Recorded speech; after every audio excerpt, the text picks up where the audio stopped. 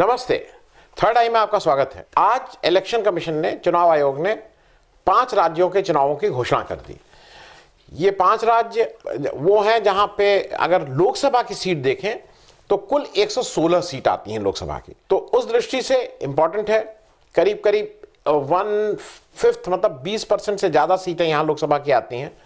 और बीजेपी की दृष्टि से अगर देखें तो इस लोकसभा में 18 सीट बीजेपी की वेस्ट बंगाल में है और 9 सीट असम में है। तो 27 सीट बीजेपी की इस 116 में बीजेपी के पास है। बाकी साउथ की किसी भी सीट में, जिसको लेके बड़ा होल्ला अभी 2 दिन पहले मचा था, जिसमें बीजेपी ने बताया था कि भाई राहुल गांधी देश को 2 हिस्सों में बांट रहे हैं, लेकिन साउथ में पांडिचेरी, तमिलनाडु और केरल, इन तीनों जगहों को कुल सब जगह मिला के बीजेपी की कुल लोकसभा की तो कोई सीट नहीं है, विधानसभा में भी कुल 1 सीट है। विधानसभा में, जी आपने ठीक सुना, विधानसभा में कुल 1 सीट है। अब मैं जरा इसका सिलसिलेवार जल्दी से बता दूं। पांडिचेरी, तमिलनाडु और केरल में सिंगल फेज है। एक फेज में तीनों जगह चुनाव हो जाएंगे और वो 6 अप्रैल को चुनाव होंगे। पांडिचेरी में 30 सीट के लिए, तमिलनाडु में 234 सीट के लिए और केरल में 140 सीट के लिए। आज की तारीख में स्थिति यह है कि पांडिचेरी में जो पिछला चुनाव हुआ था, मैं उसका थोड़ा आपको आंकड़ा दे दूं। पिछले चुनाव में 30 सीटों में कांग्रेस 15 सीट जीती थी, उसकी सहयोगी पार्टी डीएमके 2 सीट जीती थी और जो एआईडीएमके थी वो 4 सीट जीती थी। बीजेपी 300 सीट पे लड़ी थी लेकिन जीती 0 थी। ऑल इंडिया एनआर कांग्रेस जो बोलते हैं, जो वहां की मुख्य विपक्षी पार्टी थी, वो 8 सीट पे जीती थी। अब पांडिचेरी में भी आपने सुना होगा ना कि बहुत से बीजेपी ने कैसे तोड़ा और कैसे लोग बीजेपी में भाग रहे हैं इत्यादि इत्यादि। वहां पे कांग्रेस को विधानसभा चुनाव में 30.6% वोट मिले थे। वहां का जो लोकसभा चुनाव अभी 2019 में हुआ, वहां 1 सीट ही है, उस पर कांग्रेस का कैंडिडेट जीता था और उसको 56.27% मिले थे। तो अभी लोग, क्योंकि बीजेपी ने वहां कांग्रेस पे ठीक से तोड़फोड़ की है, अब उसका क्या असर होगा जरा मैं जब इसके डिटेल पे आऊंगा। मैं तो ये आपको एक जनरल फिगर बताता चल रहा हूं। उसके बाद हम लोग आ जाते हैं तमिलनाडु में। तमिलनाडु में इस बार कुछ मेजर इसलिए चेंज होने की उम्मीद लग रही है कि वहां कुल 234 सीट हैं और वहां लोकसभा की 39 सीट हैं। पिछले चुनाव में 2016 में एआईडीएमके जो एनडीए का पार्ट है, उसका कुल 136 सीट पे जीती थी। अभी लेकिन वो 124 सीट रह गई है। डीएमके 89 सीट पे जीती थी, लेकिन अब वो इस समय आउटगोइंग उसमें 97 सीट्स हो गए। कुछ लोग छोड़ के इधर आ गए, वो आ गए, इसीलिए वो मैं दोनों फिगर्स देता चल रहा हूं। कांग्रेस 8 सीट पे जीती थी 2016 में, लेकिन अभी जब विधानसभा मतलब खत्म हो रही है तो उसके 7 एमएलएस थे। इंडिया यूनियन मुस्लिम लीग जो थी वो 1 ही सीट थी, एआईएमके 1 और वेकेंट 4। बीजेपी 5 सीटों पे लड़ी थी तमिलनाडु में और 5 सीटें हार गई थी। लोकसभा में, माफ कीजिएगा, विधानसभा नहीं, लोकसभा में बीजेपी की स्थिति थी। विधानसभा में तो उसकी कोई मतलब उसका कोई सदस्य नहीं था। मैं थोड़ा वोट की दृष्टि से भी आपको बता दूं, वहां पे विधानसभा चुनाव में एआईडीएमके को जो कुल प्रतिशत वोट मिले थे वो 40.88% थे और उसकी जो मुख्य विपक्षी पार्टी डीएमके थी उसको 31.39% वोट मिले थे। लेकिन अभी जब 2019 का लोकसभा चुनाव हुआ है तो वहां बिल्कुल चीजें, जैसे इसको कहते हैं ना, उलट गई थी। उलट ये गई थी कि वहां जो यूपीए है, जिसमें कांग्रेस और डीएमके दोनों हैं, उसको उस 39 सीट में 38 सीट मिली थी। मतलब जब मोदी जी की हवा बही थी पूरे देश में और बीजेपी ने अनप्रेसिडेंट 303 सीटें की थी, डीएमके ने बहुत अच्छा, एनडीए ने बहुत अच्छा परफॉर्म किया था। उस समय तमिलनाडु में यूपीए को 38 सीट मिली थी और जो टोटल वोट का परसेंटेज था वो जैसा मैंने आपको बताया कि एआईडीएमके को विधानसभा 2016 में 40.88% वोट मिला था, वो 2019 के लोकसभा चुनाव में घट के 18.48 हो गया था।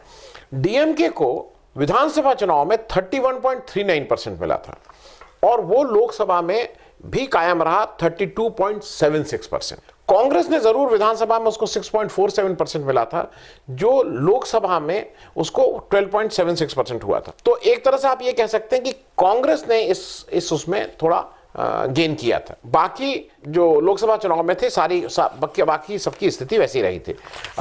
जल्दी से मैं असम के बारे में बता के फिर मैं डिटेल में वेस्ट बंगाल और मुद्दे की बात करूंगा। असम में 126 सीटें हैं, लोकसभा की 14 सीटें हैं। ये वो इलेक्शन था, अगर आपको याद हो, कांग्रेस के हेमंत बिस्वा जी कांग्रेस छोड़ के बीजेपी में चले गए थे और एक तरफा वोट हुआ था। तो इस इलेक्शन में 2016 में असम में एनडीए को कुल सीटें मिली थी 86, उसमें से बीजेपी को 60, असम गण परिषद को 14 और बोडो पीपल्स फ्रंट को 12। तो वैसे तो 126 में आप एनडीए की क्लियर मेजॉरिटी थी, बीजेपी को केवल 60 सीटें मिली थी। और इसको इस रेफरेंस से भी समझ लीजिए कि बीजेपी को उस असेंबली में 29.5% वोट मिले थे, जबकि कांग्रेस को 30.9% वोट मिले थे। लेकिन हुआ क्या था कि एनडीए को जो टोटल वोट मिले थे 2016 में, वो वोट परसेंटेज 41.9 था। मतलब बीजेपी को 29.5, एनडीए को 41.5। लेकिन जब लोकसभा के इलेक्शन हुए तो उस समय बीजेपी को की सीटें आई 9 और उसका वोट परसेंटेज 36.05% हो गया।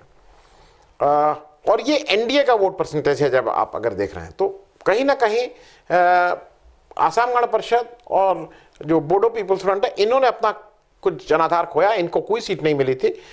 कांग्रेस को ग्राउंड पे तो 3 ही सीट मिली, लेकिन वोट परसेंटेज जो यूपीए का था वो 31% से बढ़ के 35.44% हो गया। मतलब करीब करीब आसपास, लेकिन सीट मिली थी सिर्फ 3।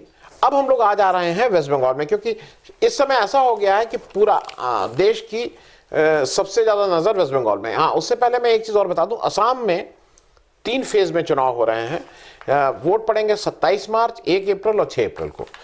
अब वेस्ट बंगाल में अनप्रेसिडेंट, मतलब ये सब मैं पहले नहीं सुना था, देखा था। वेस्ट बंगाल में कुल 294 सीट हैं। 294 सीट में 8 फेज में इलेक्शन हो रहा है। 8 फेज, आपने ठीक सुना।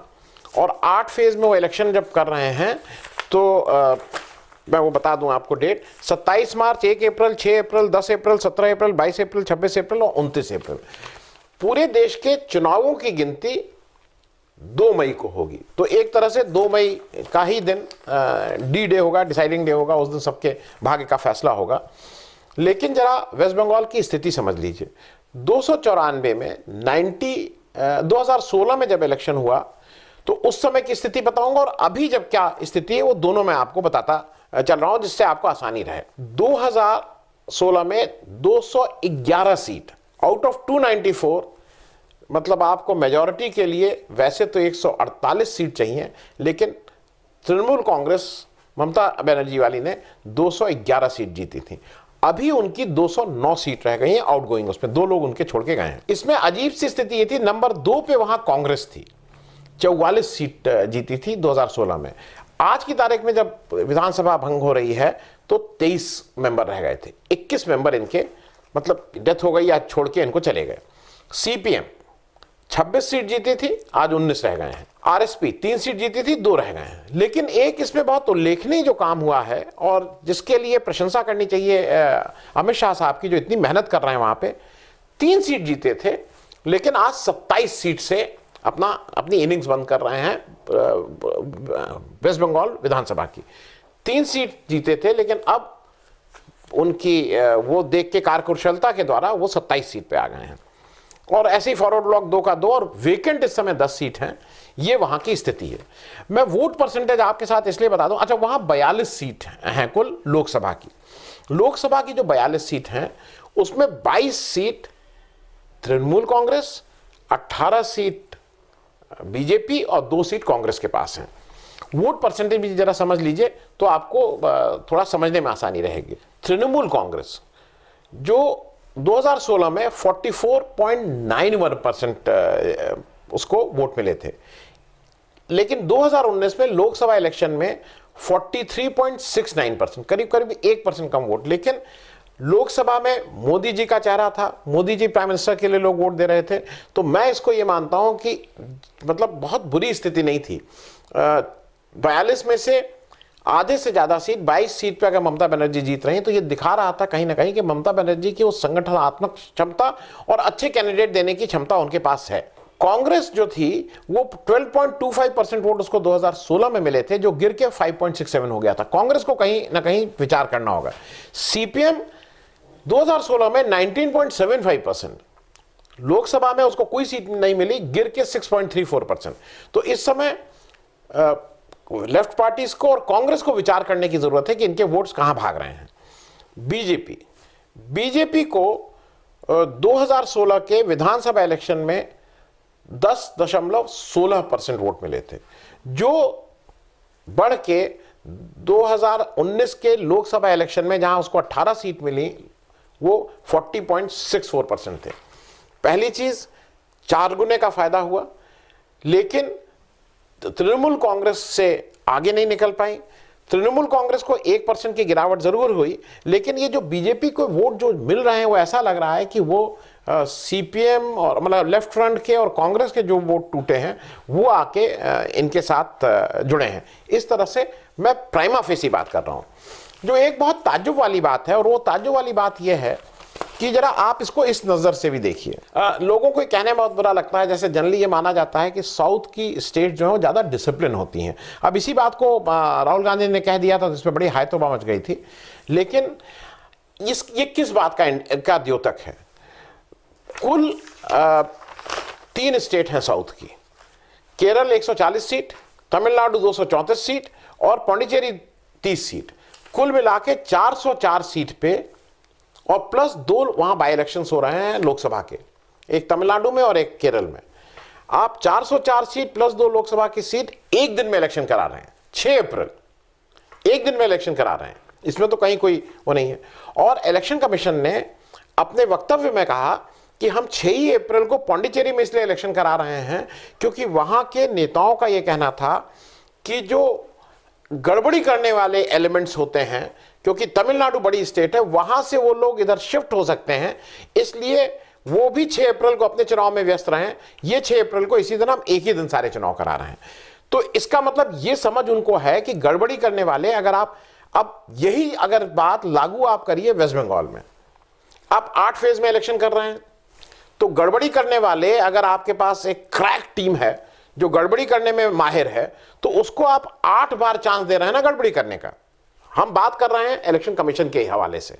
और अगर आप 404 सीट का एक साथ इलेक्शन करा सकते हैं, तो इसलिए आप ये नहीं कह सकते हैं कि मेरे पास पैरामिलिट्री फोर्सेस या मेरे पास उस तरह की व्यवस्था नहीं कि मैं सबकी एक साथ कराऊंगा। क्यों नहीं करा सकते हैं? जब 404 सीट का करा सकते हैं तो 294 तो गिनती में उससे कम है। 404 सीट आप केरल से लेके मतलब तमिलनाडु के कितने लंबे इलाके में करा रहे हैं। अगर आपको वेस्ट बंगाल में कराना होता तो मेरे ख्याल में ये थोड़ा फेयर नहीं है, क्योंकि अभी जैसा देखा जा रहा है कि इलेक्शन जब आ गया है उस समय ईडी और सीबीआई और ये सब की का झड़ी लग गई है वहां पे। तो मुझे ऐसा लगता है कि ये बिल्कुल साफ साफ दिखा रहा है कि ये इलेक्शन कमीशन कितना निष्पक्ष है। ये इसका द्योतक है। ये इसका भी द्योतक है कि ये जो 8 फेज के इलेक्शन होंगे, इस पे जो भी पार्टीज हैं, मतलब जो पार्टी जो सेंट्रल में है, जिसके पास ज्यादा कंट्रोल होगा पैरामिलिट्री फोर्सेस का, वो ममता दीदी को कैसे डिसलॉज किया जाए, इसकी तरह इस रणनीति में पूरी तरह से लगेंगी। अब ये तो इलेक्शन के समय ही पता लगेगा कि रिजल्ट क्या हुआ। मैं इन 5 स्टेट का स्टेट वाइज आगे आने वाले दिनों में थर्ड आई में अलग से एक एक स्टेट का विश्लेषण करूंगा सीट की दृष्टि से। जल्दी से मैं एक काम और आपको कर दूं, क्योंकि मेरे लिए एक आम आदमी के लिए मूल रूप से 2 चीजें हैं। आप मुद्दा क्या होता है, क्योंकि मुद्दा तो वहां पे वही बंगाल में कुछ बताया जा रहा है, हिंदू मुस्लिम का दबे पांव सीए एनआरसी को लाया जा रहा है, कुछ इस तरह की बातें। लेकिन मेरे लिए मुद्दा किसान होना चाहिए, मेरे लिए मुद्दा महंगाई होना चाहिए, बेरोजगारी होना चाहिए, पेट्रोल के बढ़े हुए प्राइसेस होने चाहिए, गैस के बढ़े हुए प्राइसेस होने चाहिए।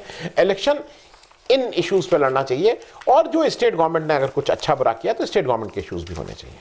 बहुत बहुत धन्यवाद। अगर आपको दी पब्लिक के कार्यक्रम पसंद आते हैं तो इन्हें लाइक करें। अगर आप इस वीडियो को YouTube पर देख रहे हैं तो चैनल को सब्सक्राइब करें, और अगर आप इसे Facebook पर देख रहे हैं तो दी पब्लिक के पेज को लाइक करें। अगर आप चाहते हैं कि हम निष्पक्ष पत्रकारिता को जारी रखते हुए आपसे जुड़े मुद्दों पर सवाल उठाते रहें तो हमें सहयोग करें।